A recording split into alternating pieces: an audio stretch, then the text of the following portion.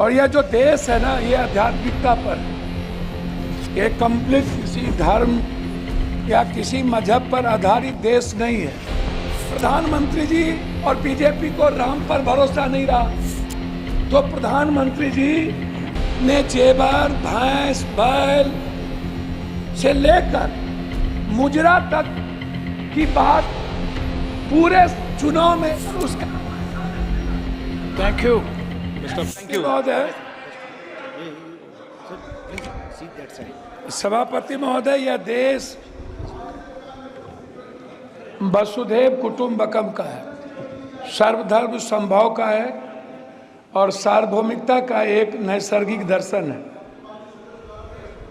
शिव की वो पंक्ति, आत्म मोक्षार्थम जगत हिताय च, संपूर्ण विश्व का और मानव का कल्याण और खुद के मोक्ष की कल्पना हमारे आराध्य गुरु शिव ने इसी पंक्ति से अपने जीवन दर्शन की शुरुआत की थी। और यह जो देश है ना, ये आध्यात्मिकता पर है। ये कंप्लीट किसी धर्म या किसी मजहब पर आधारित देश नहीं है। ये मानवीय मूल्यों के लिए जाना जाता है। संत की यदि बात करूंगा तो रामकृष्ण परमहंस, विवेकानंद, कबीर, वाल्मीकि, संत रविदास, हम संत उसको कहेंगे। मैं सभापति महोदय शुरू करूंगा जाति जनगणना से। हमारी सरकार जब थी तो उन्होंने जाति जनगणना का निर्णय लिया और बिहार में जब जाति जनगणना की शुरुआत हुई, ललन बाबू नहीं है अभी, नहीं तो मैं उनको सुनाता, तो उनमें जो सर्वे आया 98% लोगों के पास लैपटॉप और कंप्यूटर नहीं है, 96% लोगों के पास व्हीकल नहीं है और जो व्हीकल है वो EMI पर है। जो भी व्हीकल है, लगभग 86.2% लोगों के पास 1 बीघा से नीचे जमीन है, कट्ठे में है, धूर में है। 9.2% लोग हैं जिसके पास कुछ भी जमीन नहीं है। लगभग 78.7% लोग हैं जिनके पास फूस का घर है, टीन का घर है, भीत का घर है, उसके पास पक्का मकान नहीं है। ना रोजगार है, ना नौकरी है, ना खेत है। मजदूरी 280 रुपया, और वह भी 20 दिन से ज्यादा नहीं। कोरोना के समय मनमोहन सिंह जी के द्वारा लाए हुए जो मजदूरी एक्ट था उसको खत्म करके मजदूर के ताकत को कमजोर किया गया। 400 रुपया प्रत्येक दिन, बहस पहले भी हो चुकी थी कि मनरेगा छोड़ दीजिए, मनरेगा का तो बजट घटा दी गई।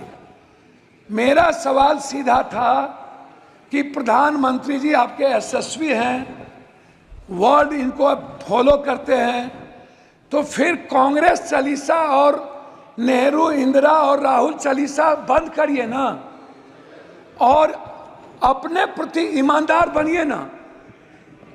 मेरा, आप तो प्रधानमंत्री जी और बीजेपी को राम पर भरोसा नहीं रहा, उनको, बीजेपी वाले को प्रधानमंत्री जी पर भरोसा नहीं रहा। इन लोगों ने गठबंधन की राजनीति की, और जब गठबंधन के राजनीति पर भी भरोसा नहीं रहा तो प्रधानमंत्री जी ने जेवर, भैंस, बैल से लेकर मुजरा तक की बात पूरे चुनाव में एक बार भी हिंदुस्तान के संविधान की, हिंदुस्तान के गरीबों की, वर्ल्ड के सबसे ज्यादा गरीब देश, पर कैपिटा इनकम 6000 रुपया, उससे ज्यादा हिंदुस्तान में लगभग 87% लोगों का जो IFA है वो है पर कैपिटा। उसमें दलित, आदिवासी, अत्यंत पिछड़ा, जो समाज के सबसे कमजोर तबके के लोग हैं, उसमें मैं आपको बता दूं कि उनके थाली में 160 रुपया वाला दाल नहीं है, 120 रुपया वाली सब्जी नहीं है। प्रधानमंत्री जी यदि इतने सशक्त हैं तो मैं यह जरूर जानना चाहूंगा कि 84 करोड़ लोगों को 5 किलो अरवा चावल आज भी टैक्स के पैसे से क्यों देना पड़ता है? सर मुझे बोलने ये 7-8 मिनट 6 बार के मेरा रिक्वेस्ट है, मैं उस पर कहना चाहूंगा। मेरा रिक्वेस्ट है, जाति जनगणना पूरे देश में डबल इंजन की सरकार है। यदि आप ओबीसी से नफरत मत करिए, दलितों से आप दूर मत होइए। मेरा रिक्वेस्ट है, बिहार का विशेष राज किसी भी परिस्थिति में जो आपने पहली बार गांधी मैदान में कही थी और आरा की सभा में कही थी कि हम बिहार को अपना बनाएंगे, मेरा है, और बिहार को हर परिस्थिति में विशेष राज्य का दर्जा देंगे और विशेष पैकेज देंगे मिथिला, कोसी, सीमांचल और मगध को हाई डैम के लिए, वहां के मक्का और मखान पर आधारित किसान के लिए, उस इलाके से बाढ़ की मुक्ति के लिए, उस इलाके के इंफ्रास्ट्रक्चर के लिए। लेकिन अभी तक उस पर कोई चर्चा नहीं हुई। आंगनबाड़ी की बहनों की स्थिति आप देखिए, आप ममता की स्थिति देखिए। सर मैं वही पॉइंट पर तो बोल रहा हूं, हमको 3 मिनट दीजिए सर। ममता, आशा, मैं वही कह रहा हूं सर। रसोईया, सर पॉइंट वाइज बात कर रहा हूं सर। मेरा आप कंक्लूड कीजिएगा सर, कंक्लूड 3 मिनट दीजिए ना सर, तब फिर बोल के क्या फायदा होगा? सर मेरा रिक्वेस्ट क्या है?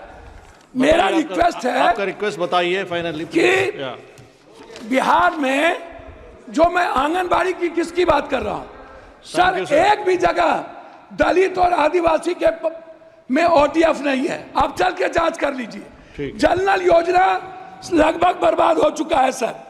स्मार्ट सर, मैं कंक्लूड बोल तो रहा हूं, स्मार्ट मीटर बिजली सर, 2 मिनट सर, 2 मिनट घड़ी देख लीजिए सर, 2 मिनट घड़ी देख लीजिए। स्मार्ट मीटर बिजली sir, 1 nation 1 education, 1 nation 1 health and 1 nation 1 sir हमारी बात तो हो जाए सर। सहारा इंडिया के जो वर्कर, सहारा इंडिया के जो ग्राहक सर, उसका Thank you. मिस्टर प्रेमचंद्र